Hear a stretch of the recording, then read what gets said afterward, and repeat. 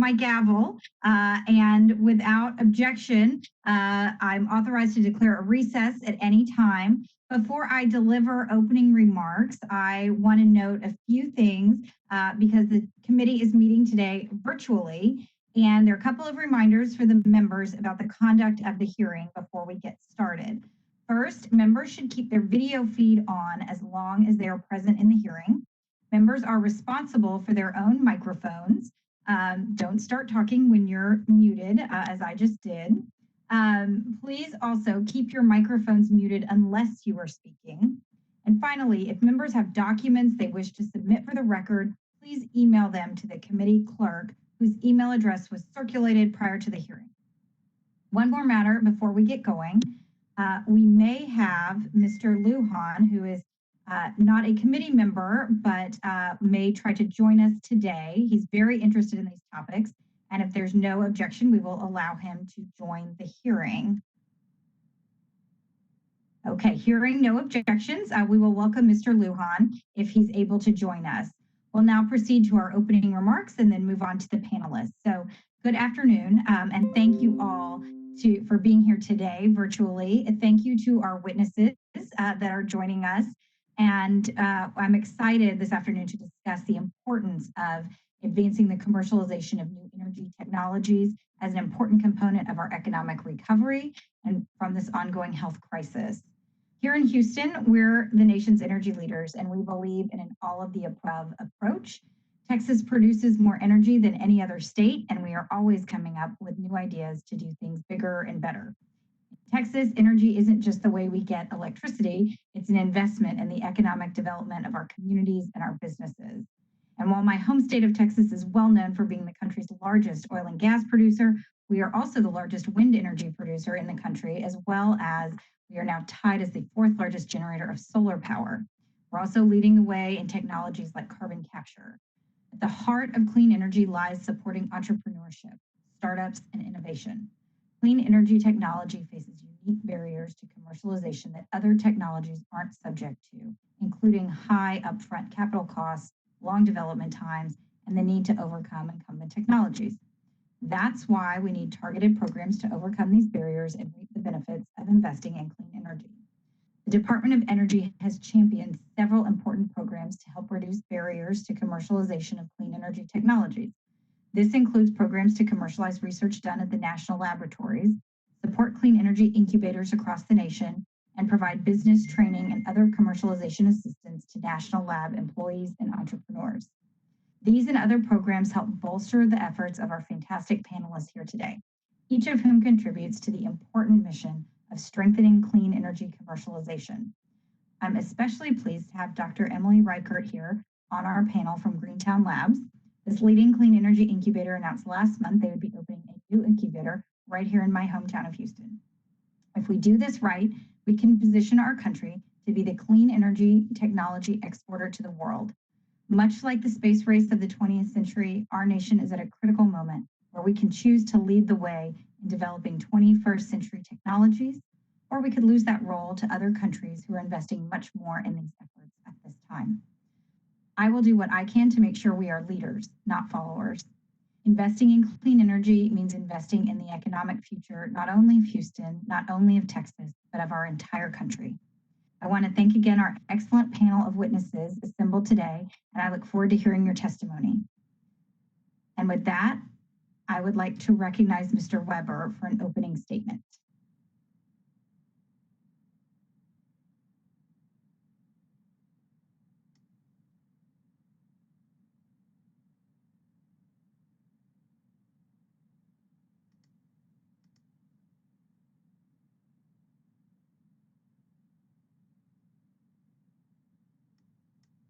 I'm not seeing Mr. Weber.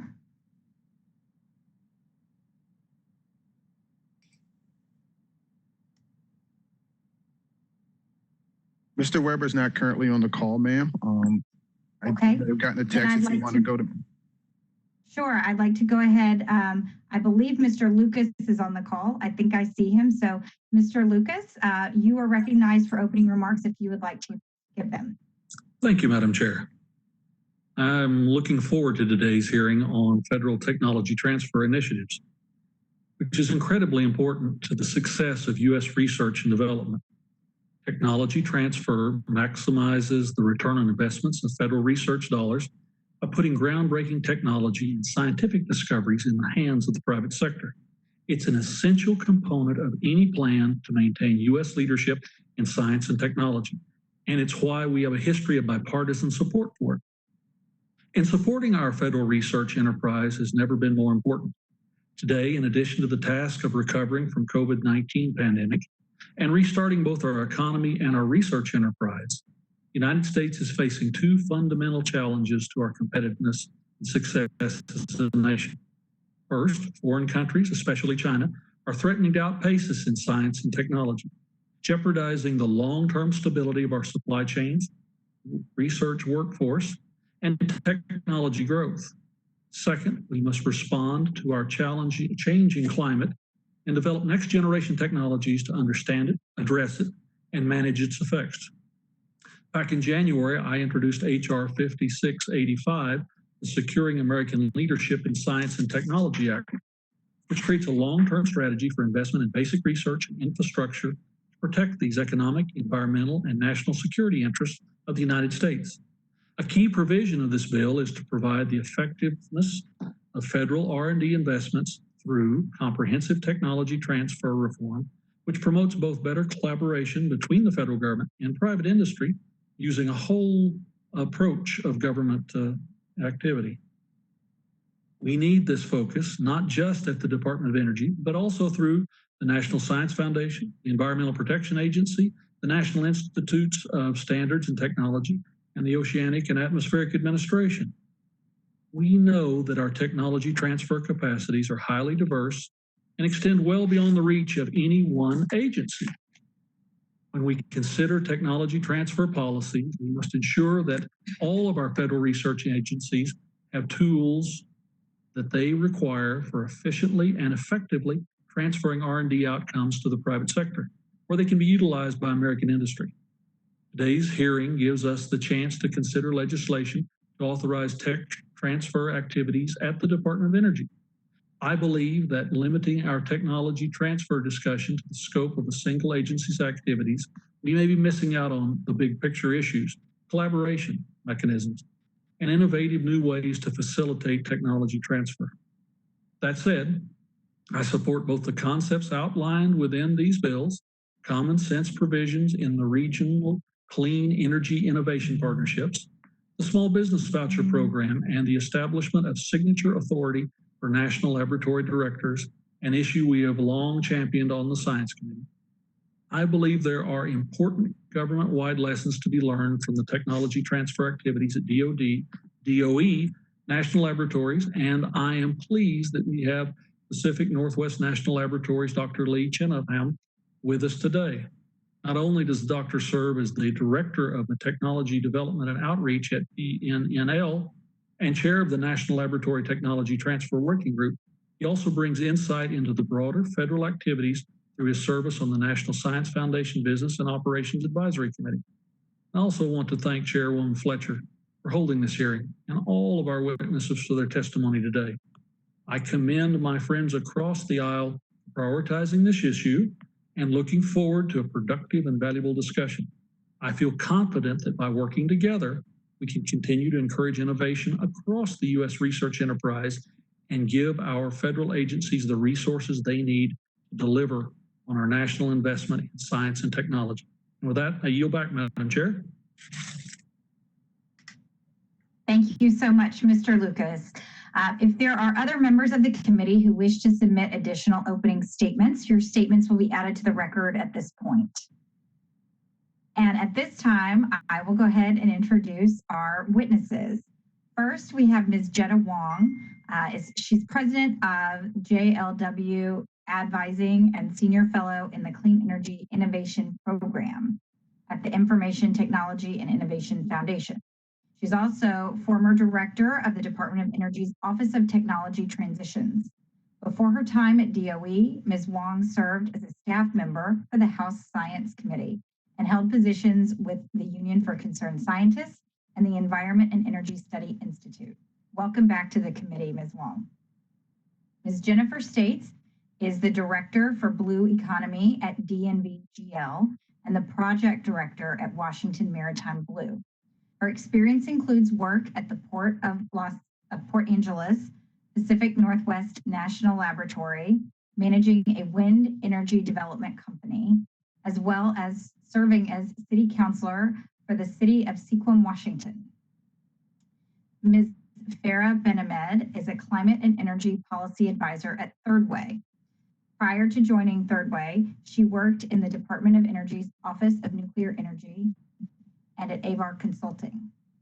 Dr. Emily Reichert is Chief Executive Officer at Greentown Labs.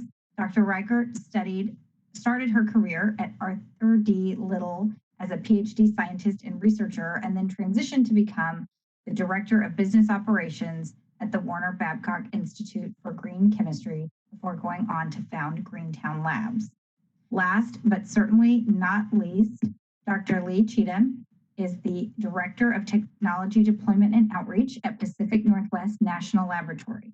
Before joining PNNL, Dr. Cheatham led Brookhaven National Labs Office of Strategic Partnerships and was Chief Operating Officer and General Manager of Commercialization at the Biodesign Institute at Arizona State University. I'd like to thank all of you for joining us today. As our witnesses should know, you will each have 5 minutes for your spoken testimony. Your written testimony will be included in the record for the hearing. When you have all completed your spoken testimony, we will begin with questions from the members. Each member will have 5 minutes to question the panel. We will start with Ms. Wong and go in the order of introduction. So Ms. Wong, please, you may begin. All right.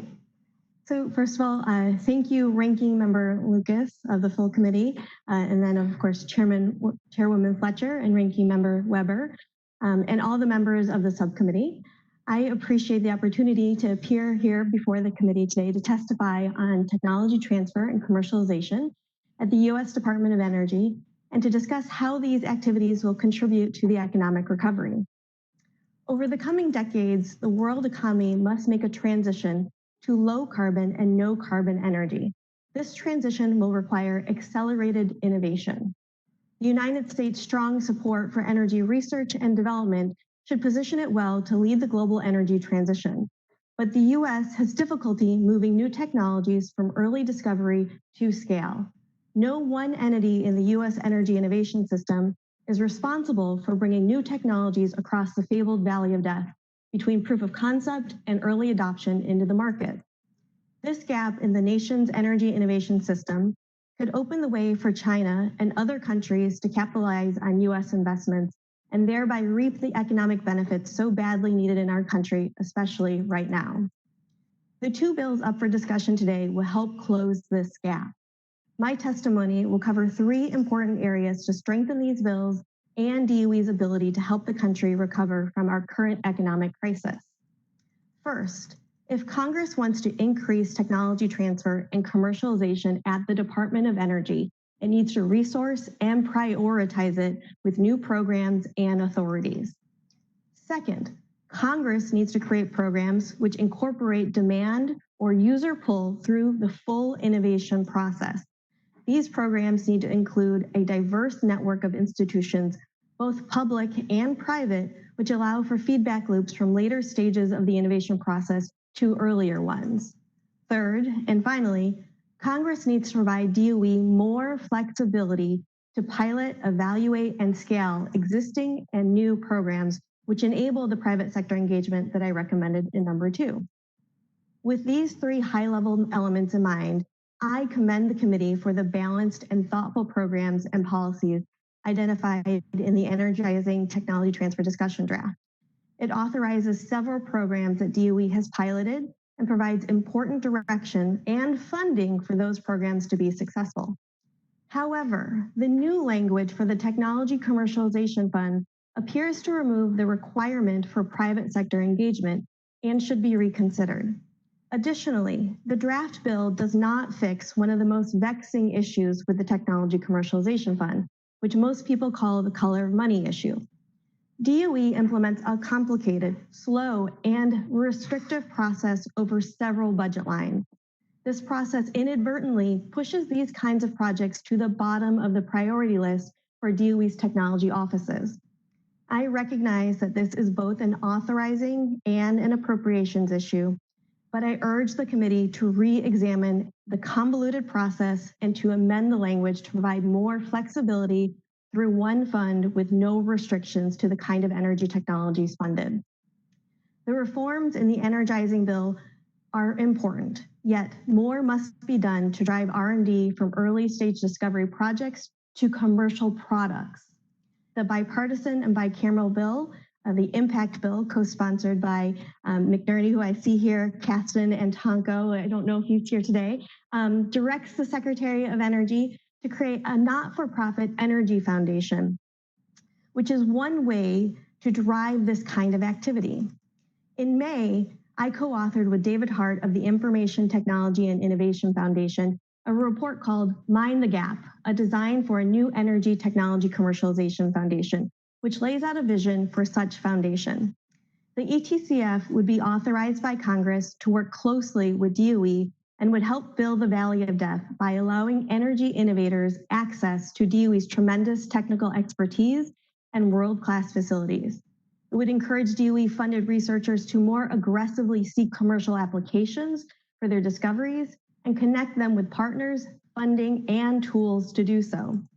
It draws on the precedents set by other congressionally authorized foundations, and like those foundations, it would complement and supplement DOE's own activities. If the United States is to lead the world towards a cleaner energy future and gain the economic, security, and environmental benefits of that leadership, it must fill the gaps in its energy innovation system. Both of the bills discussed today will help fill that gap. Thank you so much for this opportunity, and I look forward to your questions. Thank you, Ms. Wong. Ms. States. Thank you to Chairman Lucas, Chairwoman Fletcher, Ranking Member Weber, and members of this subcommittee for giving me the opportunity to testify today. As the Director for Blue Economy at DNVGL, I serve as a conduit within our globally diverse company for cross-cutting activities in the energy and maritime sectors in North America. I also serve as Project Director for Washington Maritime Blue, the newly formed cluster organization that is a partnership between public, private, community organizations, and research institutions working in collaboration to implement maritime clean energy and joint innovation projects as part of Washington State's strategy for the blue economy. Together, we find solutions that create economic growth, healthy ecosystems, and thriving communities. In my 20 years of renewable energy and clean tech experience, I have had the opportunity to cross over into industry, nonprofit, government, and research environments. This includes work at PNNL within Department of Energy's technology offices and economic development at a port authority. This has crystallized my understanding of how cross-cutting collaboration is key to accelerating clean energy innovation. But we need new funding models that can build the foundations to enable collaboration and increase the pace of innovation and commercialization faster than we are able to achieve within our own individual silos. Our world has changed in the blink of an eye. The COVID-19 crisis has demonstrated the need for rapid response and collaboration across diverse entities. Critical new research innovations and developments are being fast-tracked to hasten the medical and economic response. But no one government entity has been able to act fast enough or on its own to address the rapidly evolving situations. Partnerships are critical for deploying the necessary support. We are facing a critical need and opportunity to accelerate the commercialization of clean energy technologies. We need to embrace this opportunity both for economic and environmental reasons, to reduce emissions, as well as create well-paying clean energy jobs to propel the U.S. from our current economic crisis. From global to local regulations, DNVGL's clients are dealing with an unprecedented need to innovate and meet requirements to stay competitive. For example, the International Maritime Organization has set ambitious CO2 emission reductions that the shipping industry is currently not on target to meet. We must accelerate the availability of clean energy infrastructure at our ports and promote vessel uptake of new technologies such as batteries and alternative fuels. In Norway, I've seen the industry and government alike calling for stricter regulations because they know their deep investments in new technologies are giving them a competitive edge in global markets. If the U.S. is to compete, we need to leverage our collective assets more effectively and target investments into meeting our cross-cutting clean energy challenges. The bills before you today offer several potential solutions, but I want to highlight the creation of the Department of Energy Foundation as proposed in the Impact for Energy Act and the Regional Clean Innovation Partnerships as proposed in the Energizing Technology Transfer Act. The regional partnerships create key support for activities, which is critical for enabling private participation and leveraging of private resources. While the Impact for Energy Foundation purpose aligns with that of Washington Maritime Blue by fostering collaboration and partnerships with different entities, leveraging technologies for new product development, and supporting regional economic development. Maritime Blue has demonstrated this model can work, but a state-based effort can only do so much. We need to tap into a broader pool of expertise, facilities, and funding to be able to implement these innovations. The formation of the foundation is essential for creating this enabling environment for cross-cutting collaboration. We have an example within Maritime Blue that is a cross-cutting collaboration for a 1 megawatt mobile shore power hydrogen system for Tacoma Power that would demonstrate potential of formic acid as a liquid hydrogen carrier. But we have, unfortunately, the Department of Energy had a funding opportunity for hydrogen at ports. But we have run into many difficulties in trying to implement this project that is so cross-cutting, bringing all the entities together and dealing with several of the bureaucratic barriers faced by private companies, especially small private companies that are just starting to scale, including OCO Inc., our partner on this project. A new model is needed to bring industry to the table in a way that allows us to work together to accelerate the necessary innovations and create new green jobs. The proposed bill offers these opportunities to achieve collaboration, and the timing and need to come together and solve our economic and environmental challenges could not be more critical. Thank you. Thank you, Ms. States. Ms. Benamed, you're next. Ranking Member Lucas, Chairwoman Fletcher, Ranking Member Weber, and members of the committee, thank you for the opportunity to testify today. I'm honored to speak before you at a time when our nation faces enormous challenges and needs equally great solutions. I would like to thank the committee and others in Congress who've supported major policies like the CARES Act and the HEROES Act aimed at flattening the curve of COVID-19 cases, saving American lives, and protecting America's workers and businesses from the economic downturn this pandemic has caused. While we work to resolve the public health and economic crises, the growing threat of climate change has not gone away. How we choose to rebuild will determine not only the speed and scale of our economic recovery, but also our ability to reach net zero emissions by mid-century. With the enormous economic opportunity in the clean energy transition, other countries are racing to establish themselves as market leaders for emerging clean energy technologies. As a long-standing world leader in innovation, the U.S. has the institutions, resources, and capabilities to reap a major share of the benefits as an inventor and exporter of clean energy technologies. Simultaneously, these investments will create jobs, build up small businesses, and make the U.S. economy more resilient. There are a number of ways the federal government could advance clean energy innovation. My testimony will focus on the following policy goals: emergency relief for clean energy startups, increasing investment in clean energy innovation, committing to clean energy demonstrations, and establishing and scaling technology transfer programs. First and foremost, COVID-19 has created immense market uncertainty as the pandemic runs rampant across the U.S. The pandemic could take many small businesses down, including clean energy startups, without concerted federal action. As part of its broader emergency measures to stabilize the economy and prevent further job loss, Congress must ensure that an entire generation of early-stage innovative companies does not die on the vine. Congress should consider temporarily waiving cost share requirements, eliminating government payment delays, optimizing the Payment Protection Program, providing no-cost extensions and emergency cash grants, and expanding the Small Business Innovation Research programs. Second, the U.S. has been falling short in terms of public energy research and development spending relative to national GDP at a time when other countries are competing to capture their share of what is a $40 trillion opportunity. Effectively tackling the economic and climate crises must include at least a doubling of federal investment in clean energy innovation over the next decade.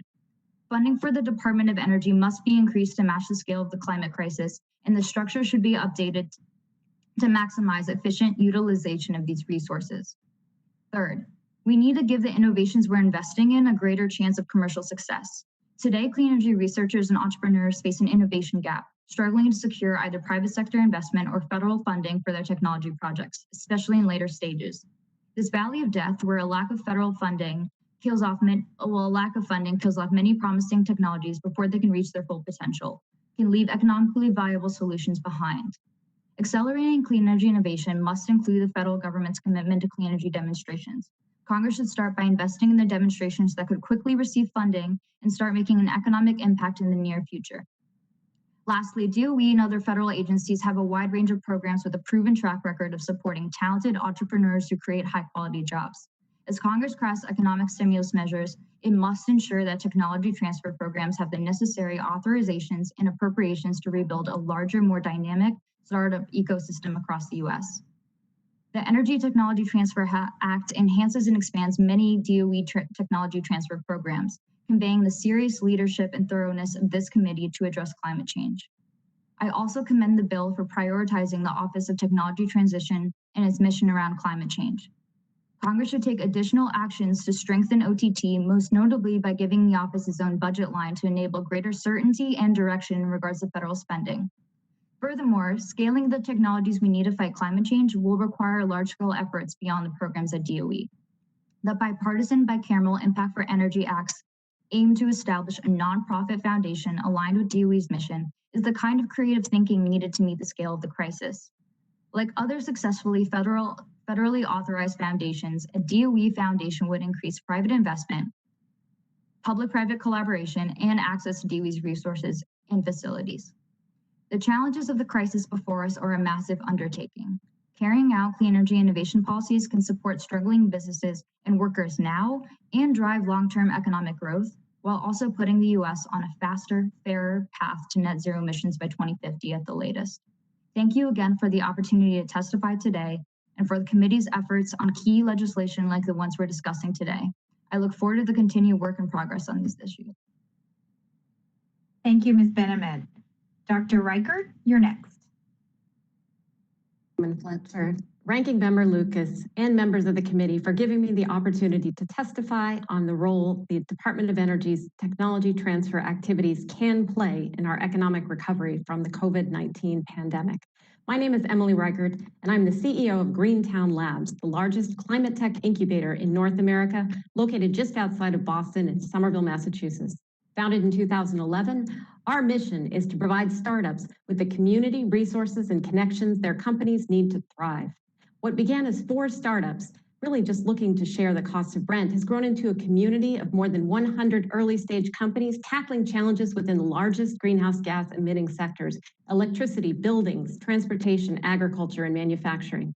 Since our founding, we've supported more than 280 startups that have created more than 6,500 jobs, raised more than $850 million in capital, and generated at least $1.5 billion in regional economic impact.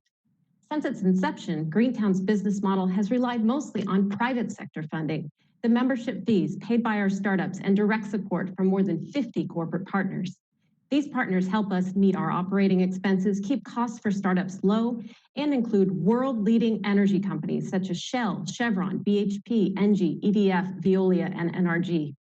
With the support of many of these partners, last month we announced our plans for our first ever out-of-state expansion to Houston, Texas.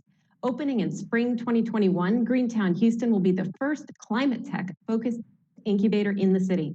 Our aim is to build a bridge between Boston and Houston and have the best and brightest engineering and business minds working together to address climate change. In fact, Massachusetts can provide an important case study for clean energy as a driver for economic recovery and growth. Since the end of the recession, the clean energy industry here has grown by 86%, with 112 clean energy workers in the state as of 2019. Already strong in Texas, the clean energy sector there has massive potential to drive recovery from COVID-19. And the strong engineering talent base there can be redeployed to address climate change through clean tech innovation. With this in mind, Greentown is thrilled to provide its support for the proposed Energizing Technology Transfer Act and the Impact for Energy Act. The provisions of these acts will be crucial for the recovery and growth driven by the clean tech industry. COVID-19 has posed unprecedented challenges for both clean tech startups and clean tech incubators. For clean tech startups, investment and hiring of new employees have been delayed as startups seek to conserve cash for longer runways before new funding can be secured. COVID-19 has also made it more challenging for them to achieve technical and business milestones due to loss of lab access, stalled pilot projects, and disrupted supply chains. From the incubator perspective, Greentown's operations had to cease for nearly 3 months, resulting in a significant loss of revenue detrimental to our financial health and our long-term ability to provide critical services to entrepreneurs. We and our clean tech startups face a challenging path forward without additional support. Thus, we strongly support the creation of the National Clean Energy Incubator Program, as described in the proposed Energizing Technology Transfer Act legislation before this committee. We are pleased to see language specifically providing support for operational costs, which fills a much-needed gap, even in normal times. Furthermore, we applaud the expansion of the support for the I-Corps program and the Clean Energy Technology University Prize Competition. These competitions help curate the best talent and innovations from universities and transfer them successfully into the marketplace. In the wake of COVID-19, many enterprising students across the nation will likely choose to build new companies that seek to address major energy and environmental challenges. University prize competitions will provide educational experience, mentoring, visibility, and a path to funding for these budding entrepreneurs. Finally, we strongly support the Impact for Energy Act, which would address critical gaps in the commercialization path of innovative clean technologies. The importance of engaging the private sector and the investment community in addressing climate change through innovation cannot be understated. In particular, the establishment of an impact investment fund will help fill critical gaps in the path to market for early stage clean technologies. Finally, we are excited to see the vision for a specific purpose-built entity to engage the private sector in climate-focused innovation become a reality through the creation of a DOE foundation. Based on the experiences of Greentown Labs, it is clear that this legislation could play a crucial role in catalyzing clean tech innovation and driving the COVID-19 recovery in Massachusetts, Texas, and across the nation. As this committee continues to review the potential contributions of DOE technology transfer activities to economic recovery from the pandemic and to the energy transition, I'll hope you keep our experience in mind. Thank you again for inviting me here today and for the opportunity to speak on such an important issue. Thank you, Dr. Reichert. Dr. Cheatham. Good afternoon, and thank you, Chairwoman Fletcher, Ranking Member Weber, and full committee Ranking Member Lucas, as well as the members of the committee. Thank you for the opportunity to appear before you today and discuss the role of the Department of Energy's national laboratories in making forward progress on an economic recovery and long-term clean energy future. My name is Lee Cheatham. I lead the Pacific Northwest National Laboratories Technology Transfer Office, and I serve as chair of the National Laboratory Working Group on Tech Transfer. My testimony today is on behalf of my work at PNNL and my role serving as chair of the NLTT. It does not represent the views of the Department of Energy. Today, I want to offer 3 proposed perspectives on how the national laboratories contribute to that prosperous clean energy future. First, direct interaction between national laboratories and private sector companies enhances the transition of research to market. The national laboratories have unique capabilities that can help companies remain innovative and competitive. We make those capabilities available to companies in the form of research partnerships, access to scientific facilities, and licensing of intellectual property. These increasingly sophisticated partnerships are enabled by unique facilities built for collaboration in research, testing, and product development. For example, PNNL's planned grid storage launchpad will bring together researchers from national labs, universities, and industry to validate innovative storage materials and realistic grid operating conditions, thus advancing the next generation of technology for grid storage. Second, research across all national laboratory mission areas generates opportunities for technology transfer. The National Labs research in areas from lightweight materials, recycled carbon, to computing, to next generation electric grid represent just a few of those opportunities. In every case, successful technology transfer relies in part upon the National Laboratories partnerships with companies, universities, and consortia. Again, for example, the Joint Center for Energy Storage Research and the Battery 500 Consortium are creating transformative materials and batteries with significantly higher power densities than the electric grid storage and for new electric vehicles. Basic and fundamental research is a key part of the laboratory systems portfolio, and it's an important driver of our technology transfer activities. I've personally found that some of the most creative and interesting commercial applications of technology have come from early stage research. For example, measuring the ion collisions at Brookhaven National Laboratory's relativistic heavy ion collider requires special high-performance detectors and data collection systems. The software managing these data also turns out to be useful for managing internet traffic congestion. A local startup company has now been formed to commercialize this technology in partnership with Brookhaven. Seemingly far away from fundamental science, let's not forget that small businesses regularly require support in addressing technical and market challenges.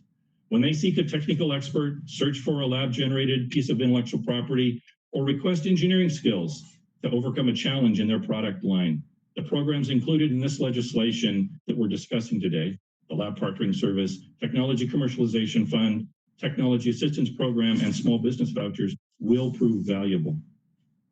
Third, national laboratory researchers' direct experience with industry enhances their research and accelerates technology transfer. These direct interactions with companies help our scientists understand business challenges. Entrepreneur training at the laboratories accelerates this learning and gives them the necessary skills to identify the commercial potential of their research. The Energy I-Corps program mentioned in the legislation is an important resource for educating researchers, and many of the national laboratories offer entrepreneurial leave programs. Together, these two accelerate tech transfer and are key incentives to recruiting scientists and engineers into federal service. Before concluding, let me acknowledge that the situation that we face with the COVID-19 pandemic and economic downturn requires our highest level of attention. National labs have developed technologies that are being deployed in the fight against the virus. For example, Parasol is a micro-aerosol disinfecting technology developed by PNNL and licensed to Nanopure, a South Carolina company. Now the Florida State Firefighters Association is currently using Parasol to disinfect key facilities, including hospitals, schools, and first response vehicles. Also, recently, the national laboratories have further opened access to our portfolio of research and technologies to any interested companies. At many laboratories now, a company can access and evaluate a technology based simply on a two-page agreement and at no cost. So in conclusion, let me say, the national labs share the goals of this committee, this hearing today, to improve the technology transfer at our national laboratories to leverage federal investment in research for the benefit of our nation's economy, health, and security. On behalf of the NLTT, I want to thank you for the opportunity to testify, and I look forward to answering any questions you have. Thank you, Dr. Cheatham. Thanks to all of you for your opening statements and for your written testimony. And we will now move on to our first round of questions. I will begin by recognizing myself for 5 minutes. And of course, I have many questions, but we'll direct the first to Dr. Reichert. In your testimony, your written testimony, you noted that the participation of underrepresented groups, including minorities and women, have been long-standing issues in the clean tech industry, and that incubators have often lacked the necessary resources to engage in meaningful outreach and develop programming to support these groups. I was pleased to read in your testimony that you are seeking out opportunities to partner with organizations that support traditionally underrepresented entrepreneurs in the Houston area as you formalize your plans to expand here. How can the provisions of the Energizing Technology Transfer Act be strengthened to support racial diversity among clean energy entrepreneurs? And maybe if you want to answer that, if anyone else wants to weigh in after that, I would appreciate that.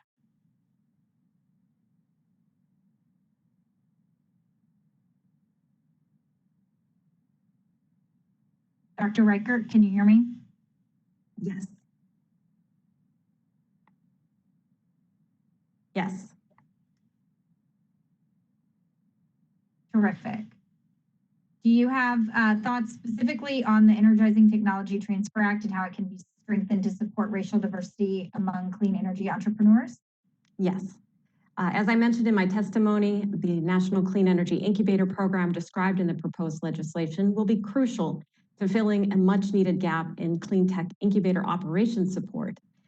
In normal times, one of the biggest challenges faced by incubators is funding operational costs. And incubators spend a lot of time in survival mode, It's not easy to fundraise to support startups in a challenging area and a challenging funding environment for them. It's hard to imagine adding another set of programming on top of this one. And incubators have often lacked the necessary resources to engage in meaningful outreach and developing programming to support DEI efforts. But what I think the government could offer to support programs in this area that I think would more fully integrate diversity, equity, inclusion into the operations of an incubator are as follows. The government could provide technical support and assistance to help incubators be more knowledgeable about available training and other resources to foster inclusivity. As well, the government could support workforce development programs such as internship, co-ops, or fellowships that specifically target underrepresented groups for clean tech startups and for clean tech incubators. The government could incentivize groups already working successfully in this area to partner with incubators that need to get better at this. There's no reason to reinvent the wheel and to take funding away from groups already doing good work. Such programming would help enable an equitable clean energy recovery, ensuring that all of the human capital and talent in the U.S. that we have to offer is applied to the challenge of climate change. Terrific. Thank you so much. Would any of the other panelists like to weigh in on that question? I would if I could, thank you. For Washington Maritime Blue, diversity, equity, and inclusion has been a key focus area, including a part of our strategy where we worked with the University of Washington student to do a lot of outreach and engagement and really understand how we can improve in this for the maritime and clean tech sector. So we have a Youth Maritime Collaborative where we do have internship programs, and we also provide equity training for those industry partners that are doing the internships. But the key is it's really hard to find the resources to do this. So while we can put the programming together and find the partners, it's the need for the funding to enable these things to happen. We too have an incubator program and trying to encourage as much diversity, equity, and inclusion in those incubators. But as Emily mentioned, the key is funding them and enabling those programs, which I think this legislation really sets up the foundation to do that. Thank you. Thank you, Ms. States. I do have one other question for Ms. Wong, and I'm limited on time, so I'll try to ask it very quickly. But Ms. Wong, in your recent report that you mentioned in your testimony earlier on Mind the Gap, you mentioned that existing nonprofit foundations that work with the CDC, NIH, Department of Agriculture have mobilized to support public-private partnerships to respond to COVID-19. And I'm wondering how an energy foundation might help respond and recover to events and recover from events like the ongoing pandemic or other national emergencies through enabling partnerships with the DOE. So I have about 30 seconds left if you would share your thoughts with us on that. Sure, and I thank you so much for the question. In fact, some of you may know that there is a Center for Disease Control Foundation.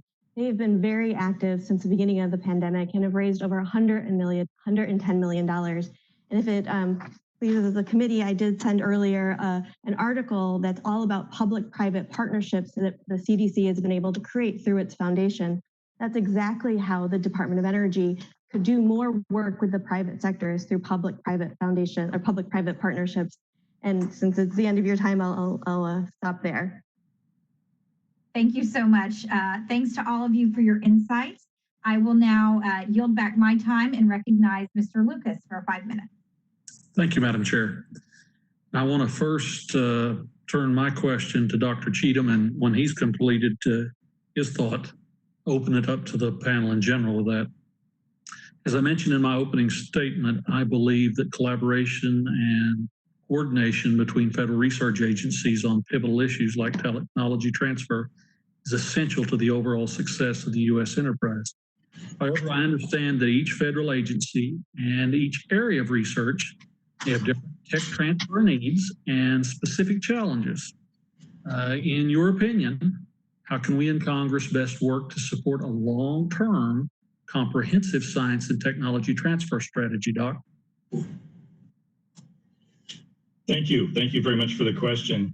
And I appreciate the intention of it to look at broader solutions than we might see in just one agency. One of the things that I've learned being both in the Department of Energy system and in my small participation with the National Science Foundation is that there are a number of commonalities between them. And I'll just reference one as an example. Both the Department of Energy and the National Science Foundation certainly have responsibilities for large scientific facilities, user facilities in the Department of Energy, and NSF does the same sort of thing. There are many commonalities. That's just one area where there are many commonalities between the kinds of activities that the Department of Energy's national laboratories take and universities on behalf of the National Science Foundation take. So I think finding ways to share those experiences back and forth could certainly be very helpful. At the same time, I recognize that there are differences between the National Laboratory System and DOE and the other agencies. And I'll specifically reference the universities and the National Science Foundation, one of their primary supporting organizations, certainly. We have grown up under different conditions in those, the labs and the universities. With respect to tech transfer, we actually operate under different authority and policy for the commercialization of technologies. And so one of the challenges, I'll just again point out one perhaps small thing, although for many of what we're seeing, it's a big deal. We're facing a very significant shift toward digital technologies as being important for many companies. At our laboratory, we were in the past very much looking at patenting new phenomenon, patenting new devices. We have now seen over the last 15 years quite a shift toward digital technologies. That means software and data.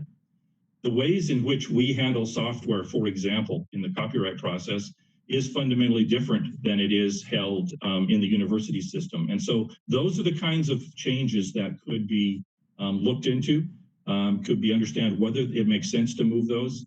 But I just now, in reporting this, we see that many more of our companies are saying, we want the combination of a patented technology that I can build into a device and the operating software to go with it. So making sure that those two things can come together for that company without having to deal with multiple different processes could be very helpful. I hope that's helpful. That makes sense, Doctor. Anyone else on the panel care to touch on that? Absolutely.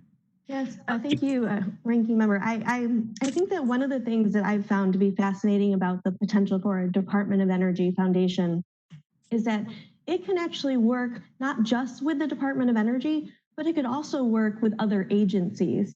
In my research on the other agency-related foundations, I found that there are a number of things that the Foundation for Food and Agriculture Research is working on that DOE could also work on.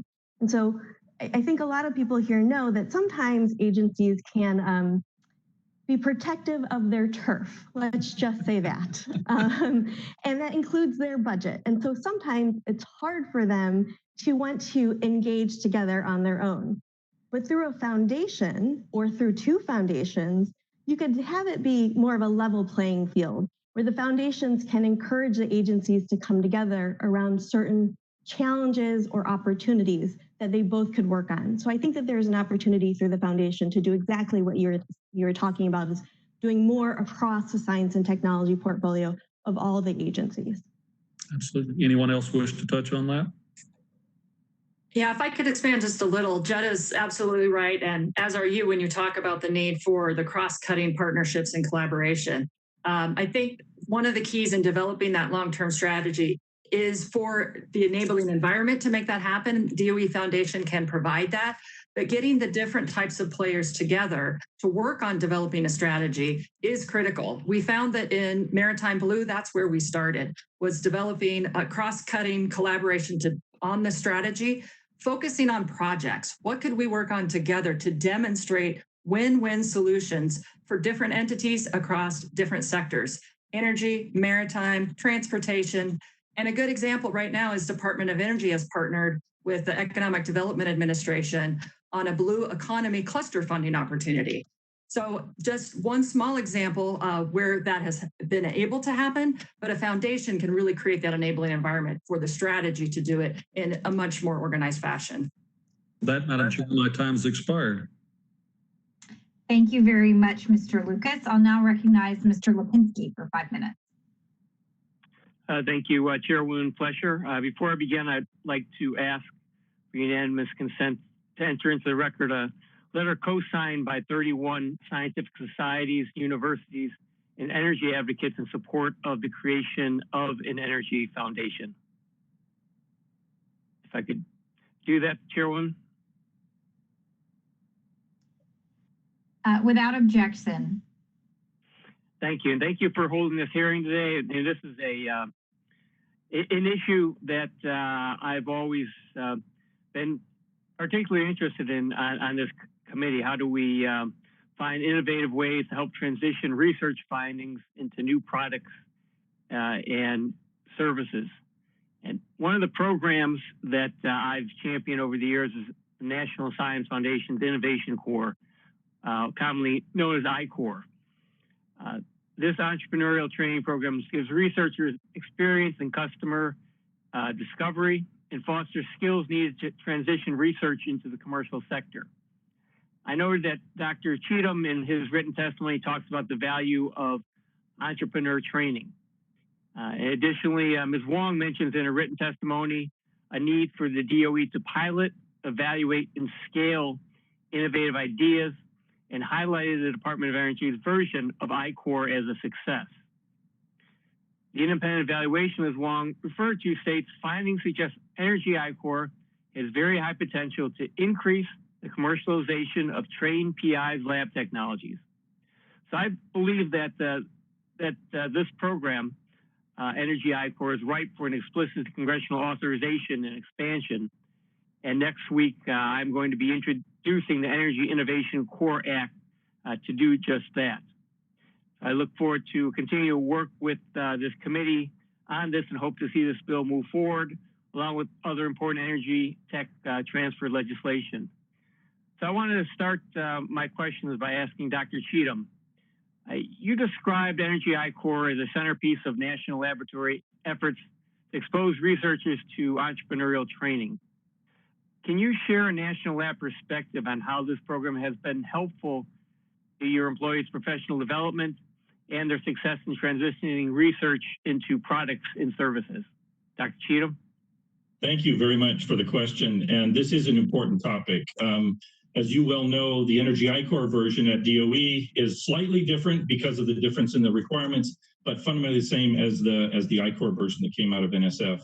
We use it at the laboratories to train, as you mentioned, our researchers. Let me just give one example that explains this a little bit better. Around Energy I-Corps, we at Pacific Northwest National Labs have built what we call a pre-I-Corps session, where we bring in a larger number of pairs of researchers to get them interested. It's really a recruiting technique to see who can go through the whole of the program. And so the first time we did that last year, I said at the beginning, it was kind of tentative.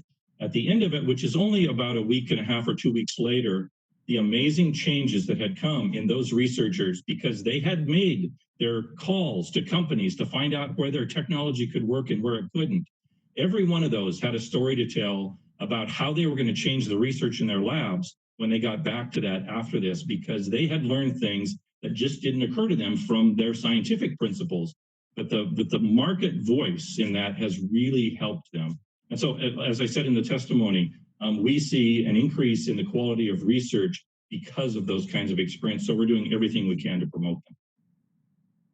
Thank you. Dr. Reichert, you also indicated in your written testimony that you would applaud the expansion of support for I-Corps. Can you describe the value of this program to your members?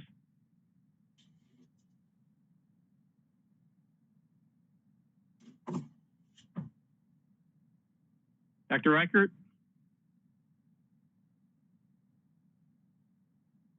Dr. Reichert, you are muted. There we go. So the I-Corps program is a wonderful opportunity for laboratory-based potential entrepreneurs to get exposure to both the concept of entrepreneurship as well as potential customers. And one of the best things about the I-Corps program that I truly support is the customer discovery focus. In I-Corps, there are many customer discovery calls, and this is really critical to potential entrepreneurs understanding that in order to develop a product, a technology that's coming out of a laboratory, you need to have a market, and that market needs to be well qualified. And this tends to get early stage companies and early stage potential entrepreneurs off to a strong start when they have that customer discovery research at their backs. Thank you. And I see I'm out of time. I'm going to enter some other questions, ask for enter those into the record and for responses from the other witnesses. But I'd appreciate my colleagues' support. I'd like them to take a look at the Energy Innovation Core Act when I introduce that next week, and would appreciate your support on it. With that, thank the Chairwoman. I yield back. Thank you, Mr. Lipinski. I'll now recognize Dr. Baird.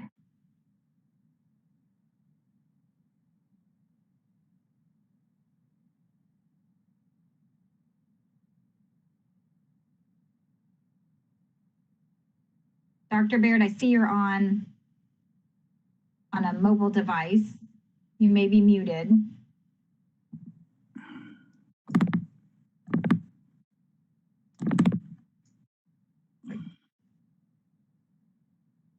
Oh, how about that?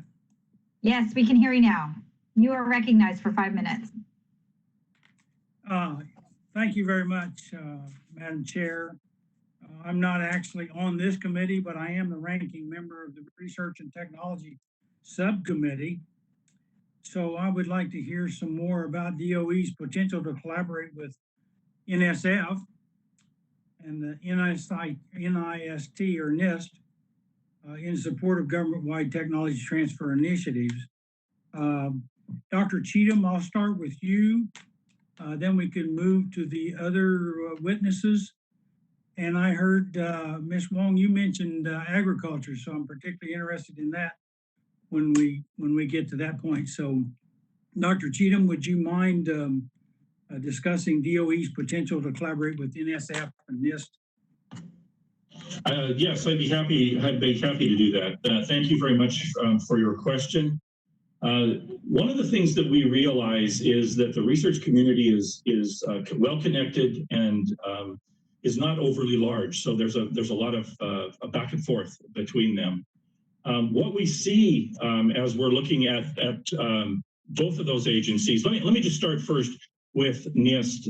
One of the things that has happened recently that is affecting technology transfer is the work that the Undersecretary Copan has been doing at NIST on looking toward update in technology transfer policy and regulations. It's beginning to open some of the channels in that allows us to do things I've been talking about in engaging companies, engaging entrepreneurs, and that sort of thing. So we certainly have been in close conversation with NIST on that sort of activity because we believe in the long run it will be better for everyone. I mentioned a little bit about the NSF activities. Let me instead focus on the key partnerships that DOE labs must have and do have with universities. Sometimes those are supported by DOE on our side, by NSF on the university side. But in almost all of the key challenges that we're facing, whether that's batteries or whether it's the electric grid or whether it's any kind of renewable energy, we really need to have that partnership between the universities and the laboratories. And when I mentioned a few in my testimony around the batteries, those are key if we're going to get to the next generation of batteries that are 3 times more energy densities, 3 times higher than what we're seeing right now. So I hope that's been helpful with a few examples. I'm happy to follow up if there are more, so then I'll let some of the others speak now. Appreciate that answer, and I certainly would agree with you in terms of the need for collaboration between the universities, and the things that are done at the national lab at a basic level are very impressive to me. So I will give the other witnesses the opportunity to make a comment.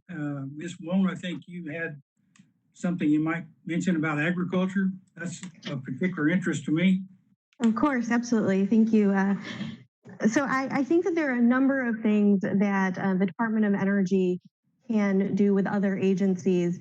And I'd like to point out first that as Lee was saying earlier, the national laboratories already do quite a bit of work across the board in a variety of different technologies. And in fact, they do a lot with other federal agencies, including USDA and NIH. When I was talking earlier, I had mentioned that there's a Foundation for Food and Agriculture Research, and they have put out a number of very interesting solicitations, some related to, for example, the amount of carbon that could be sequestered in plants and in the soil. And that's something that DOE, the DOE National Laboratories, actually has quite a bit of experience in fact, I think including PNL. And so there are lots of opportunities for collaboration, but we need to give the laboratories and the universities a platform to work kind of within to bring those kinds of partnerships together. And that's something that I think a foundation can do. But I think that that's not the only thing. I want to mention also that you had asked about NIST, and NIST has a great program. I'm sure you know about it, the Manufacturing Extension Partnership Program. And that has strong connections to the private sector. And I see that as one of the important programs that the DOE Foundation could help support and bring people to, bring entrepreneurs to connect the different dots that are required to move a technology through to commercialization. So that would be another area that NIST and DOE through the foundation potentially could work together. Thank you. And I see I'm out of time, but Madam Chair, if you want to hear, if the committee would like to hear from the other two witnesses, that's okay with me. It's up to you. Why don't we go ahead? We have several more members to be recognized, but perhaps we could ask those witnesses to submit their responses in writing. I yield back. Thank you. Thank you, Dr. Baird. Next, I'll recognize Ms. Stevens.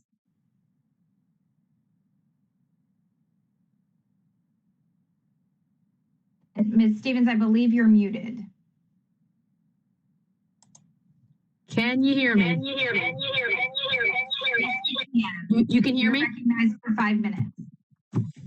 Great. So yesterday, the Department of Energy's Vehicle Technologies Office and Advanced Manufacturing Office announced federal funding for projects across the country that will support new and innovative advanced vehicle technologies. Companies with an incredible presence in my district received over $21 million to lead these innovative projects in advanced vehicle batteries, electrification, and manufacturing that can be leveraged into millions of dollars more to follow on in private sector investment. Certainly when we look at some of our moonshot innovations of the 21st century, I believe electric vehicles is right there. But Ms. Wong, you spoke in your testimony about the Office of Technology Transition's role with national labs and facilitating technology transfer, and mentioned that laws such as the authorizes multiple collaboration pathways for the transfer and use of DOE funded R&D through minimal tweaks to mostly existing policies and programs. Just wondering if you could speak to some of the changes that could be made to better increase the Office of Technology Transition's engagement with other DOE research labs as we look to be collaborative and cross-cutting here. Thank you for that question. That's a fantastic question.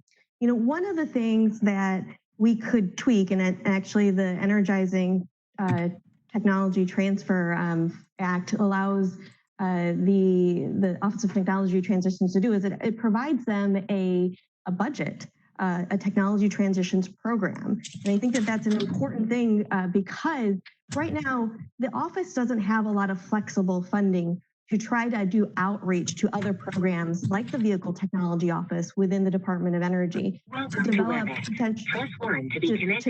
potentially new opportunities to be more innovative in what they could do. So I think that that's something that's very important that is already included in the bill that could be very valuable to building that relationship with other offices. Right. And just as Dr. Baird had left off, we play a role with that Research and Technology Subcommittee. I'm the chair of that committee. And as he mentioned, it has jurisdiction over the National Institute of Standards and Technologies. Appreciate your comments there, Dr. Wong, about how NIST could be better leveraged for some of those tech transfer efforts. I personally have worked with NIST on a multitude of manufacturing and supply chain engagement efforts throughout my career, and see that firsthand, that unique role that they play with the private sector. Last year, NIST released a report on barriers to and recommendations for improving American innovation and economic competitiveness. The recommendations included expanding federal partnership mechanisms through nonprofit foundations. As a top sponsor of the Impact for Energy Act, which has come from Congressman Lujan, which would establish a foundation model at DOE to facilitate partnerships with the private sector and tech transfer capabilities. Ms. Wong, how might an energy foundation help respond to and recover from events like the ongoing COVID-19 pandemic or other national emergencies through enabling partnerships with DOE? Well, thank you so much for that question. I think that we in this country and around the world are seeing all sorts of different kinds of activities related to hurricanes and fires. And in fact, one thing is that when I used to live in Oakland, California, and many people probably saw the rolling brownouts that took place because of the fires that were going on there. And one of the things is that when that was going on, it was a crisis, right? Everyone was like, we need new technology. We need to jump on this. We need to better understand what's going on with our grid. And it occurred to me that there are technologies at a variety of different labs. One that I know of at PNNL is kind of an analytical program that helps us understand the grid, but it mostly looks at what happens with cybersecurity or hurricanes. It could be adapted for fires.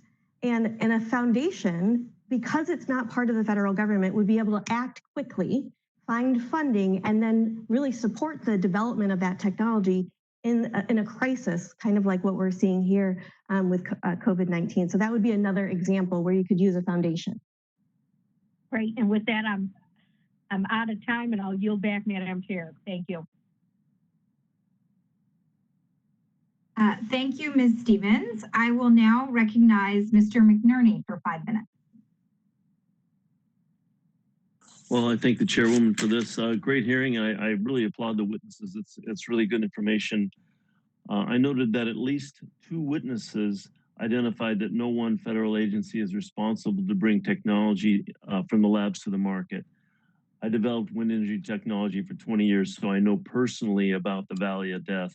Ms. Wong, it's great to welcome you back to the committee, and thanks for calling out my bill earlier in your testimony. Would you reiterate what specific changes the proposed legislation that we see would be helpful to empower a single agency for that purpose? In other words, I know you spoke about foundations, but what could we change in the current proposed legislation to empower a single agency to carry out that function?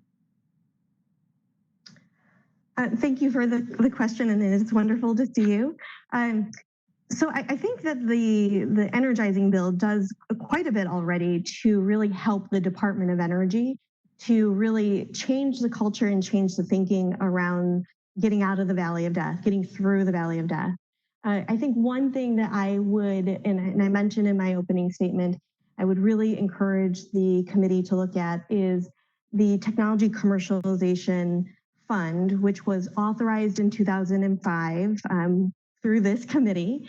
The current language takes out, as far as I can tell, takes out the requirement for the laboratories to work with the private sector.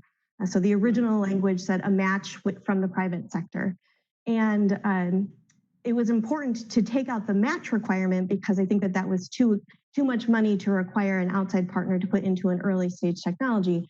But by taking out that private sector piece, it doesn't push the labs enough to engage with the private sector, to understand what those commercialization needs are. So that would be one tweak I would suggest for the current legislation. Okay, thank you.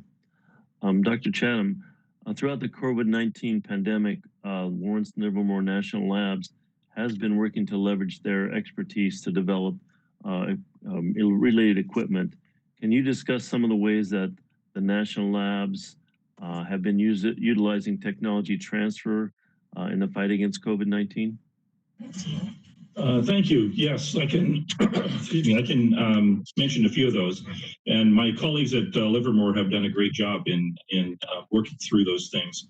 Let me start first at a little bit higher level. One of the first things that the Department of Energy did was stand up a national virtual biotechnology laboratory, which in code, I think, means representatives from each of the laboratories have been meeting regularly, even daily, to scour the whole of the laboratory system for which technologies might be appropriate for the challenges that are being faced right now. And so while I don't want to go into that in a lot, just to note that there are mechanisms like that that are being used to ensure that we dig into all of the corners in the laboratories to figure out what might be there and what might be available. One of the other technology areas that we've gotten a lot of requests from companies about is protective coatings. And as you can guess, protective equipment is a big deal.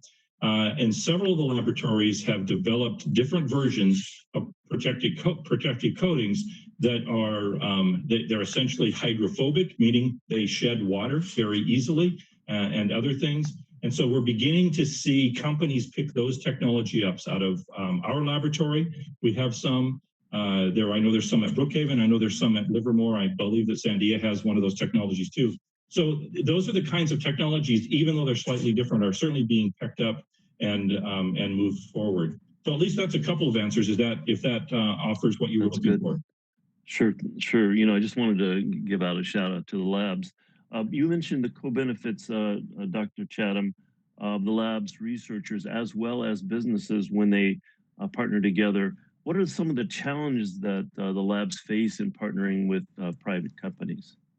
Well, I have to say, as anxious as the researchers are and the companies are to engage with each other, we do have to do some education, if nothing else, in just language.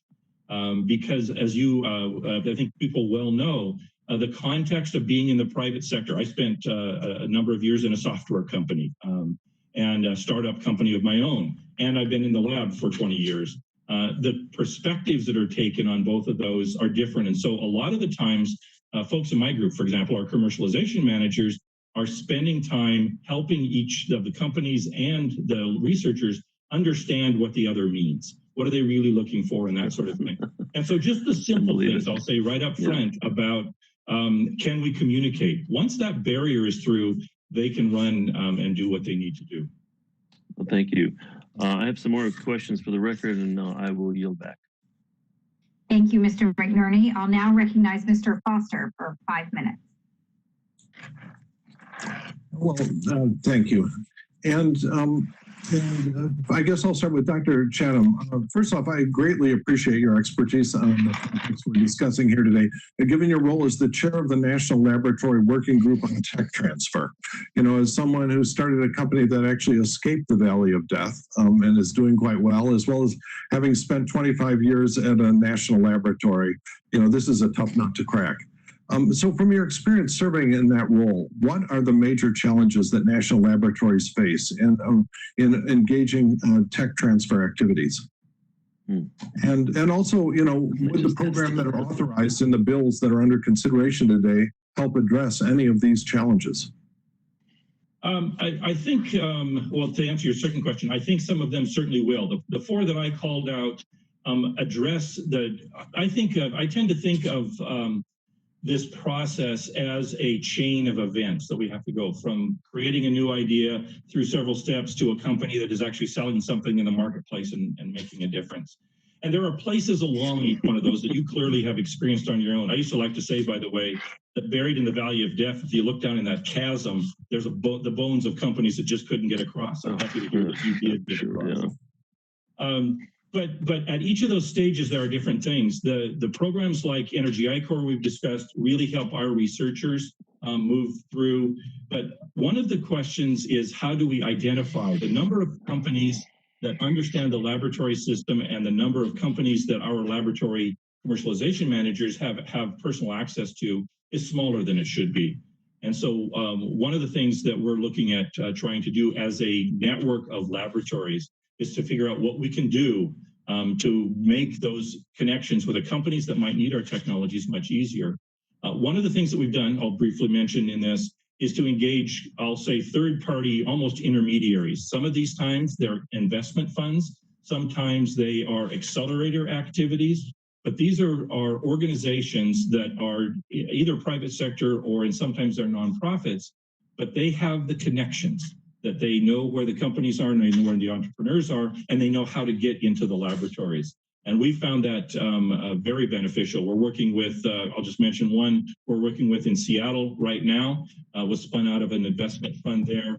And that's becoming very useful because they know which companies want, they can look at our technologies, they help us make the match. I think that's one of the key challenges that each of us in the National Laboratory System faces. Yeah, one of the interesting models, if you look internationally, is the government actually retaining an equity stake in some of the startups.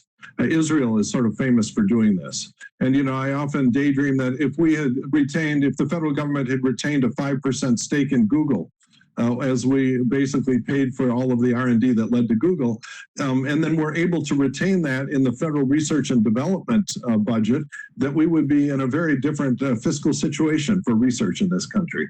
And so has there been ever serious discussion along those lines of an equity model in this country? There is. In fact, we do have the ability to take equity. And we at Pacific Northwest Laboratory have done that. We've got a startup company that's in Philadelphia right now building medical equipment that we have a small equity stake is. The challenge that we have is not making that too big. And the reason is because as a public entity, we cannot seem to be seen to be in competition with the private sector. And that means if we get too much of a controlling stake in any company, we essentially then have a say over what they're doing to an extent that is outsized for what's intended for a public entity. So yes, we have those tools. Yes, we use them judiciously. There are some limitations, and I think in some cases those are probably reasonable. But it's an interesting conversation we go through each time that we try and do that. And you're right about the potential conflict of interest in that model. And does the laboratory get to keep the money if the company becomes a home run, or does it go back to the federal taxpayer? Well, it goes back to the federal taxpayer in that we keep it and reinvest it in building the capabilities of the laboratory.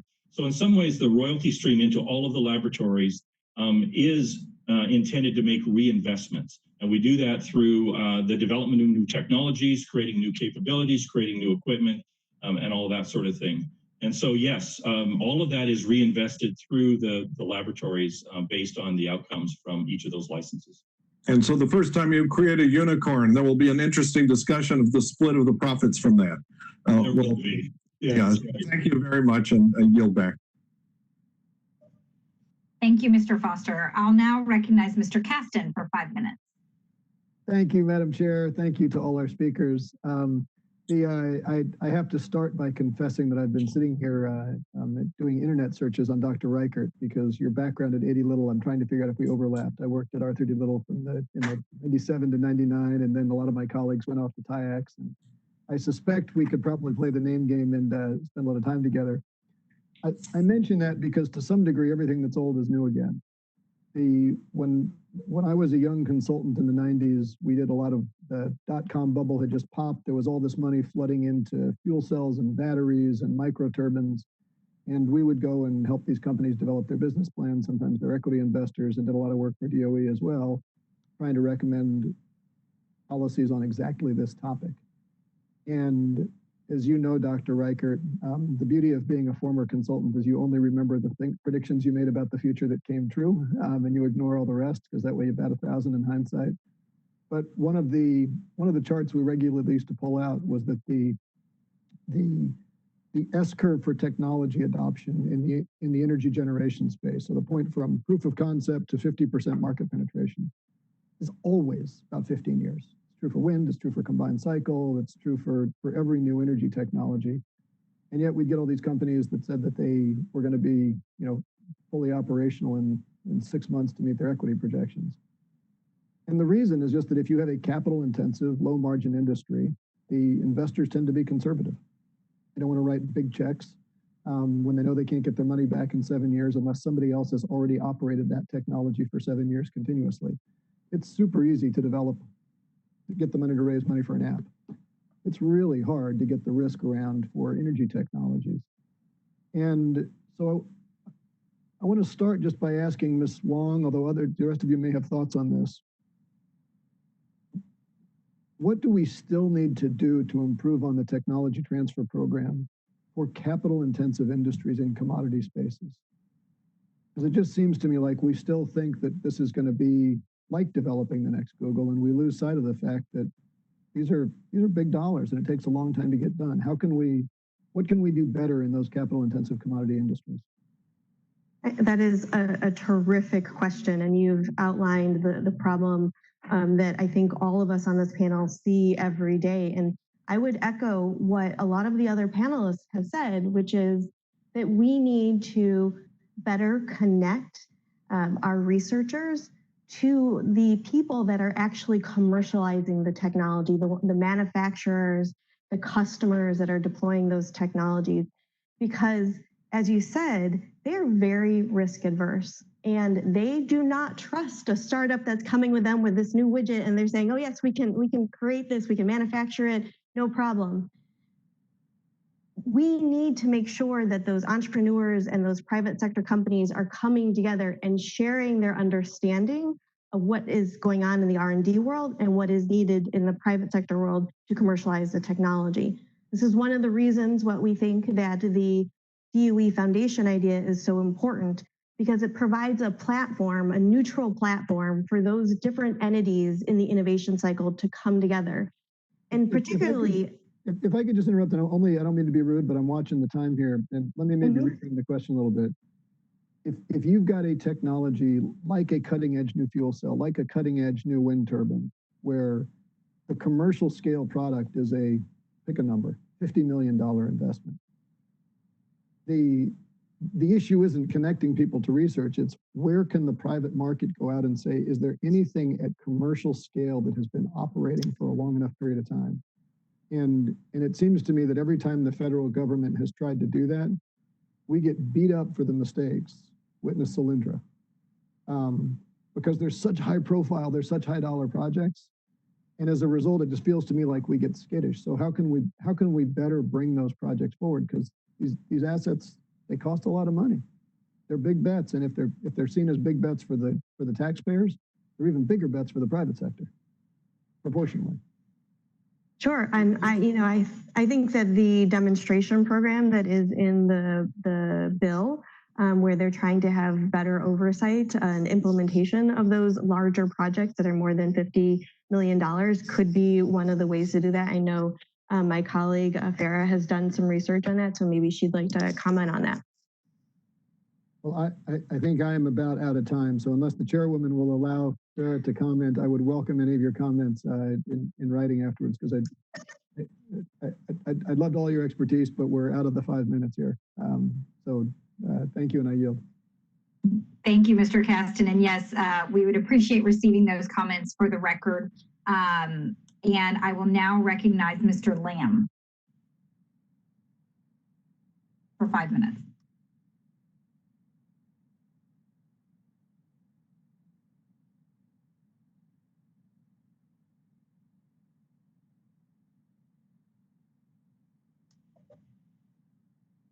Ms. Fletcher, Mr. Lamb had to step away for a moment. Yes. He will be back shortly. I see that. Why don't we skip over Mr. Lamb and go to Mr. Byer, and then we'll come back to Mr. Lamb. And it looks like Mr. Byer has left the hearing. We'll see if he is coming back in. Okay, well, I think Mr. Byer was our last member. So why don't I do this? I'll open it up for a quick, I believe Mr. Lujan has just arrived.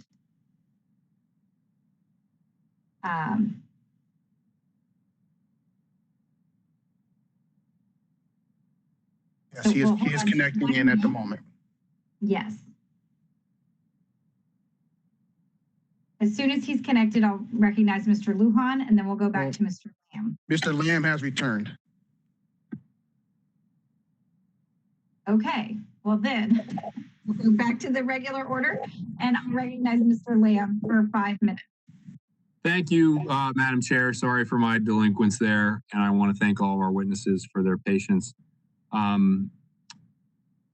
I can't see her on my screen right now, but I had a question for Ms. States, if she's still with us. I am, yes, thank you. Yeah, thank you for your contributions, and I think so I come at the maritime issue from a slightly different angle, just because in my area in Western Pennsylvania, we're an inland waterway port, one of the largest and busiest in the country. So our maritime issues are a little bit different, but similar in the technologies that we need to adopt. And I think your emphasis on hydrogen is really important, not only for maritime, but for a number of other industrial applications as well, whether it's trucking, which you also kind of mentioned.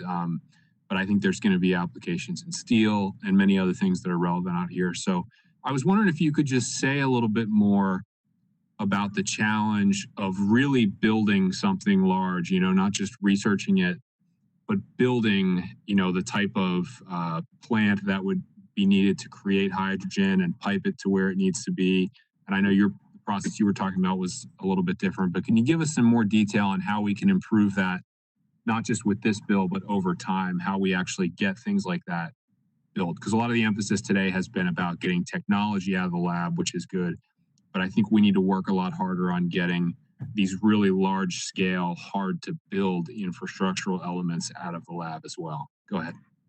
Yes, thank you very much for the question. And actually, in my answer, I'll touch on that and the question from Representative Caston as well, in how you can do these large investment projects better.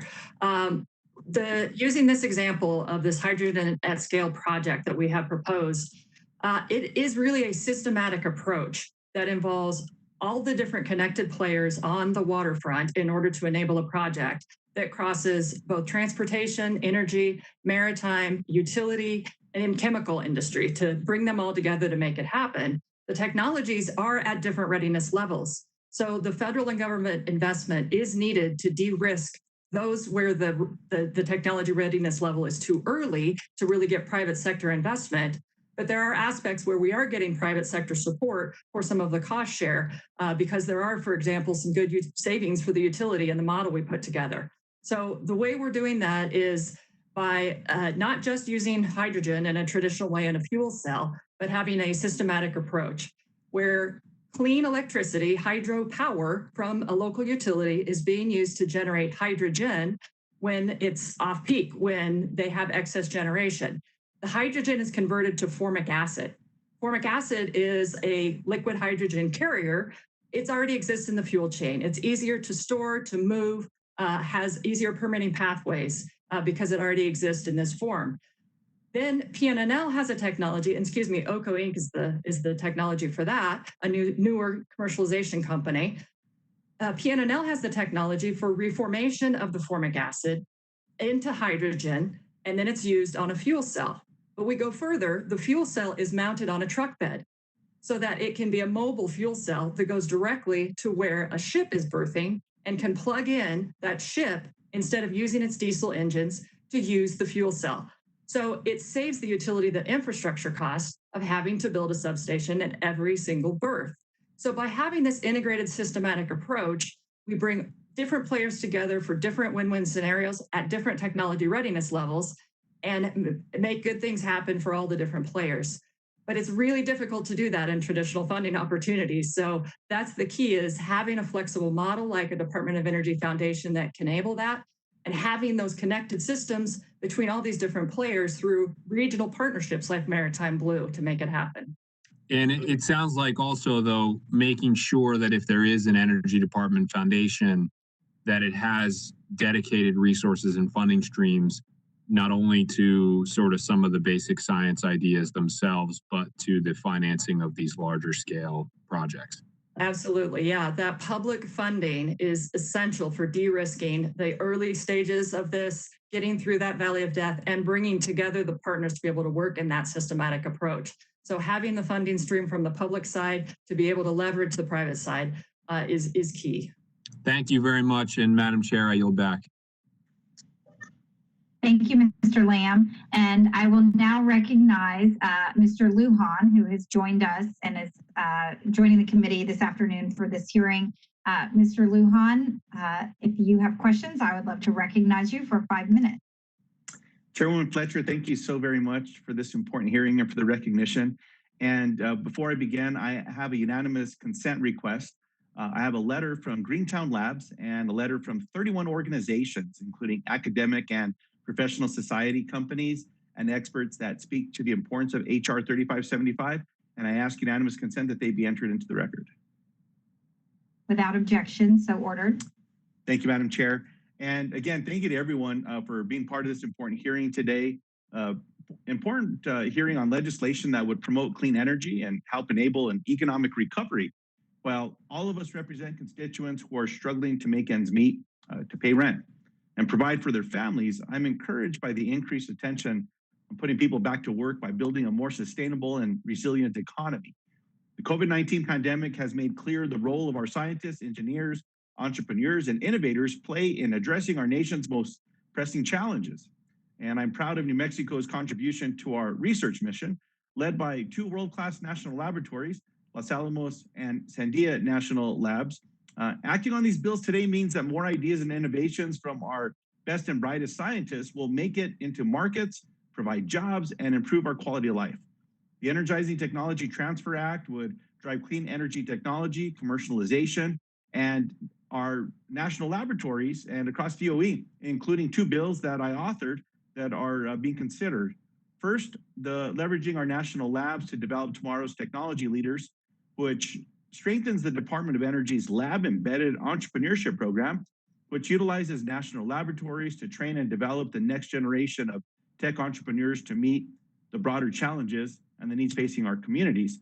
Now, the legislation also includes my bipartisan promoting small business innovation through partnerships with the National Labs Act, which allows small businesses to gain access to premier facilities at the labs, spurring innovation and stimulating the culture of private-public collaborations. Lastly, HR 3575, otherwise known as the Impact for Energy Act, would establish a DOE-affiliated nonprofit foundation to engage with the private sector to raise funds and leverage expertise that supports the research, development, demonstration, and commercial application. So I just want to thank the chair for all of her work today and for everything that she has been doing.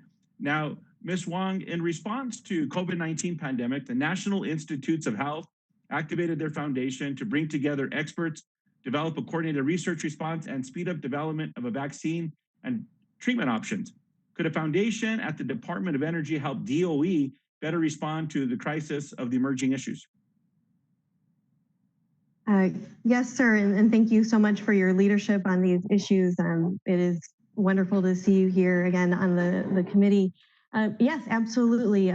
We had talked earlier about how important the Centers for Disease Control Foundation has been in developing fundraising more than $110 million for the pandemic since the beginning of the year. And so a DOE foundation could do the same thing, reacting to emergencies that happen across our country when it is necessary to bring new technologies to market, to identify public-private partnerships that could encourage quick action. The example I gave earlier actually was personally impacted by was that when I was living in California during the brownouts last year, where hundreds of thousands of people lost power, everyone was talking about how we need new technologies to monitor the grid. And the fact is that we have a lot of technologies that monitor the grid, but we don't use them as, we don't understand how they would be impacted by fires.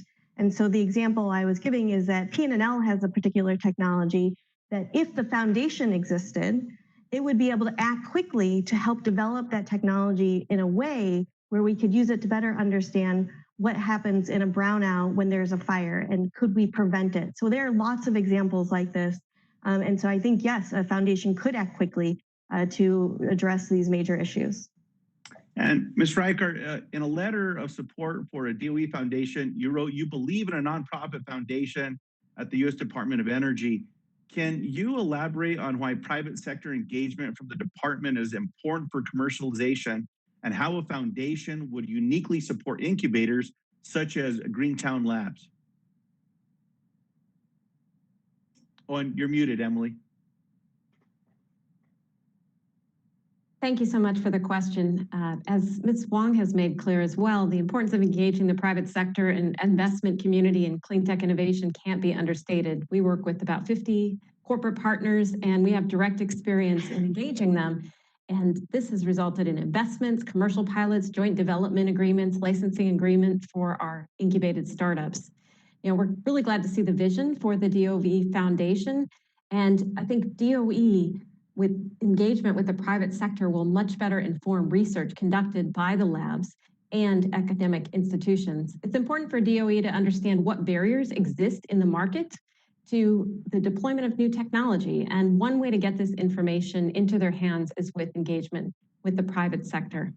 I also understand that the foundation will be able to help incubators and startups work with national labs, and this could be beneficial for our companies because often they don't have access to the top of the line equipment that they might access at a national lab. Finally, I understand the foundation will be a re-granting organization, and this means organizations like Greentown Labs will be able to receive funds from the foundation to implement our programs, to continue to connect the private sector with startups and with researchers so that we can all look forward to a clean energy future. Thank you so much. And Madam Chair, thank you again for the time and the members of the committee for allowing me to ask some questions today on some important legislation. And again, these are all bipartisan ideas. I hope we can move them together and get these signed into law. Thank you, and I yield back. Thank you so much, Mr. Lujan. We're so glad to have you join us today and glad for your work on this important topic. Given that we've had several members who had hoped to get additional questions answered or additional insights, I'm going to go ahead and do a short second round of questions for folks. So if you have an additional question, maybe send me a note in the chat. I'll try to go through, but I want to make sure I get to everyone for the second round. I'm going to go ahead and recognize myself first for 5 minutes in this round 2 of questions. And my question is for Ms. Benamed. As we've discussed in various ways today, the COVID-19 pandemic has really exposed deep vulnerabilities in our nation's economy. Individuals and companies have been experiencing the pandemic and the effects of the pandemic in different ways, in many ways. Can you share with us what your research shows about the biggest challenges facing clean energy startups, specifically from this health crisis, and share your insights about how the U.S. can better compete with international competitors on clean energy in the wake of the pandemic? I would really like to get your thoughts on that. Sure, thank you for the question. So small businesses like clean energy startups are most vulnerable to economic downturns. They don't have cash reserves built up, shareholders they can lean on, access to low-cost borrowing like corporations, and in many cases, they haven't matured into profitability yet. Also, many in the venture capital community are holding onto their cash and refraining from making new investment decisions. In fact, VC investment activity has plummeted 25% since the pandemic hit. As Dr. Reichert mentioned, clean energy entrepreneurs face challenges in raising capital as they struggle through project delays, supply chain disruption, and determine how to keep staff on payroll. Clean energy startups are more at risk during the global pandemic than ever before. We don't want to roll back the good progress we've made, and we cannot let our path to net zero emissions be halted by the economic impacts of the pandemic. We need emergency relief measures for our clean energy startups now, and we need policies that can help them grow in the long term. How we can better compete? So currently, 9 other countries invest more in energy R&D than the US as a share of GDP. For example, China invests 0.1% of its GDP to the US's 0.04%. The way that we can better compete with other nations is to advance clean energy innovation. As I mentioned during my testimony, this can be done through substantially increasing federal clean energy R&D, committing to clean energy demonstrations, and expanding tech transfer programs like the ones included in the Energizing Technology Transfer Act. Commercializing the clean energy technologies we need for climate change and making them cost competitive will give us an advantage on the global stage. Thank you. Thank you very much, Ms. Benamed, for your insights. I appreciate it. I'm going to yield the remainder of my time and give the opportunity to some of my colleagues. So going back in order of who I believe is still participating, if you have additional questions or if you would like to ask any panelists for answers to your previous questions, I believe the next person is that's present is Dr. Baird. Dr. Baird, you're recognized for additional questions. Well, thank you, Madam Chair, and I would like to give the other two witnesses the opportunity to address my question about the DOE's potential to collaborate with NSF and NIST as it relates to the things that they do. And I'll start with Ms. States and then Ms. Benamed.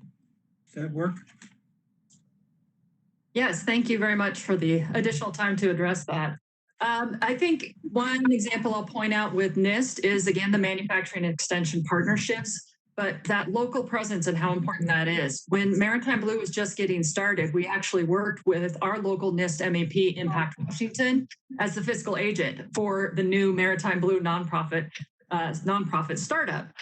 So they were critical in helping us in dealing with different colors of money for the funding that we had to put together to make Maritime Blue work, and for connecting us with some of the needs of the industry and the manufacturing sector, the shipbuilding community, and others. So that's just one example for NIST MEP. And I'd like to also go beyond and say that really it cuts across so many different government agencies, especially when you start talking about the transportation, electrification of transportation, use of hydrogen. So it crosses into the maritime, energy, and many others, which means Department of Transportation. We've looked at funding opportunities from both MARAD, the Maritime Research Administration, and the Federal Transit Authority, and how do we electrify vessels, ferries, and have new modes of transportation. We've worked with Department of Commerce, Economic Development Administration, which I mentioned had a partnership with DOE to have a specific funding opportunity for the blue economy clusters to provide funding for just the type of thing that Maritime Blue is working to enable, including spreading our incubator and acceleration programs for commercialization. And NOAA, I can keep going. There's so many connection points when it comes to the blue economy across our federal government sector that really there's many opportunities for collaboration if we can just have the right enabling environment through something like the DOE Foundation to allow those different colors, well, those different federal agencies to come together and allow different colors of money to come together for the investments that we need. Well, thank you, because the chair lady has my clock running, so I wanted to hear from the other two. So, Farah, you want to make a comment, and then Dr. Reichert, you later. Sure. I'll just say that there are opportunities for agencies to work together to share best practices. When it comes to the Small Business Innovation Research Program, DOE could work with the National Science Foundation in implementing their model. Currently at DOE, SBIR program managers are scattered across the department, and more often than not, the SBIR program isn't their highest priority. And NSF runs a really great SBIR program, so I would say I would encourage the collaboration between the agencies to ensure that they're optimizing their program. Dr. Reichert? Yeah, so I think I would add to Ms. Wong's comments about the manufacturing extension partnership through NIST. I think that is a very unique resource. It exists in every state. We've worked quite closely with the Massachusetts Massachusetts MEP, and that organization has provided an amazing network of connections to manufacturers that enable clean energy startups to get their technology to scale. Often they are needing everything from machine shops all the way to low volume production. And without that critical resource, these clean energy startups would have a difficult time to find those manufacturers that are in every state, but are often hard to find if you're a startup and your main tool to do searching is Google. Thank you. Madam Chair, I was looking up, refreshing my memory on formic acid a minute ago, and it's hydrogen, carbon, 2 oxygens, and hydrogen. But you know, I know this is a high level discussion, but ants and stinging nettles, that's the toxic material in those issues. So it's interesting to watch science make advancements from those stages to where we are in the discussions we're having here. So with that, I got about 22 seconds. I thank you, Madam Chair. Appreciate the opportunity. Well, thank you very much, Dr. Baird. I will now recognize Mr. Caston for 5 minutes of additional questions. Thanks so much, Madam Chair. I want to pivot a little bit away from the stuff I asked last time and question for Ms. Wong and Ms. States. Over the last decade, really at the leadership of Congress, the Department of Energy has made an effort to support a whole bunch of initiatives to accelerate commercialization of various clean energy technologies, from the Office of Technology Transitions, various hubs, consortia, the manufacturing institutes. Can either or both of you help us understand what value would a nonprofit energy foundation contribute that can't be accomplished through those existing programs?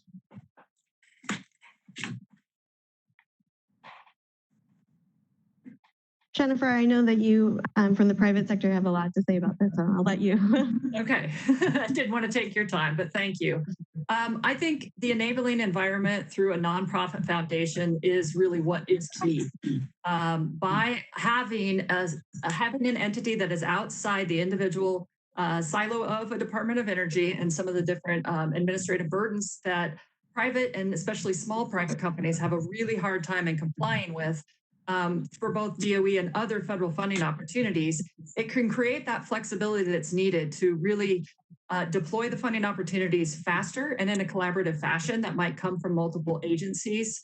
It can deploy those funding opportunities in a way where you have come together to understand better what the need is from the commercial side so that you can have a systematic approach that might cut across several different entities, even within DOE. One technology office like the vehicle office, which could be a place for vessel electrification, it doesn't necessarily fit because they don't deal with vessels, but it comes from the battery office or MARAD, as I said. So having a foundation where you can bring those different players together to structure these opportunities in the right way to have the flexibility and the systematic approach, I think, can really enable this to happen. We have amazing staff at our federal government agencies that do their best with the bureaucracies that they have to be under. But having that foundation structure to enable faster deployment, more connected deployments, I think is really going to help make DOE's investments work even better. Ms. Wong, anything to add there? Disagree or different perspective? I think I would just add that, and I only heard a little bit of it, Jennifer, so sorry if I kind of repeat, but I think the idea is that you're bringing all these different parts of the innovation ecosystem together in a neutral platform where they can really understand what's going on across the innovation cycle and pull those technologies to the market where there's real demand. And that's something that DOE can't do as quickly as an outside organization can do because of some of the constraints related to accounting and budget lines. And so I think that those are really important things. And Congress has acted over and over again when there are these kinds of constraints to create these quasi-governmental organizations. There are 9 different foundations that exist that are similar to what DOE would have with the impact legislation. So, I mean, this is not a new issue for many of the government agencies. So I guess, and all that both makes a ton of sense and makes me a little bit sad, right? If essentially what you're saying is that the nature of the bureaucracy and the organization means we need something nimble on the outside. Can either of you contemplate, and I'm not recommending this, it's just an open-ended, are there ways that we could change DOE processes so that we wouldn't have to depend on these outside groups, or is this just the nature of large-scale bureaucracies? Are we just stuck with this and this is the right way to go forward? And I don't mean that as a leading question. I'm just genuinely curious, because if I was still CEO of a company as I was before and I had this problem in my own organization, I'd be thinking about how to make the organization more nimble, not how to find an outside partner. I think it's a really good question. I think there are things that the Department of Energy can do, and that's why I'm very supportive of the Energize bill, because it does make a lot of really important improvements on what's going on within DOE. But DOE is not the private sector, and they don't commercialize technology. It is the private sector that commercializes technology. And you want them to be a part of that conversation. So, I mean, that's an important part of how technologies make it to the market. So I think that even with the broad bureaucracy, you still need to engage the private sector in that conversation. And that's what a lot of these programs are focused on doing. Thank you. And I see my time is up, so I really appreciate your thoughts, and I yield back. Thank you, Mr. Caston. Thank you to all the members for your great questions. And really, thank you to all of our witnesses for your insights and your answers and your participation in this virtual event today. I just want to make sure that I've let you know how helpful it is for us in reviewing this legislation, as well as thinking ahead about the other things that we can do in our subcommittee, in our full committee, and of course throughout the Congress to advance these initiatives. So thank you so much for your testimony here today. The record will remain open for 2 weeks for additional statements from members, for any additional questions that the committee may ask of the witnesses, and for anyone, if you need to supplement your answers, we'll be happy to take that for the next 2 weeks. But at this point, the witnesses are excused and the hearing is now adjourned.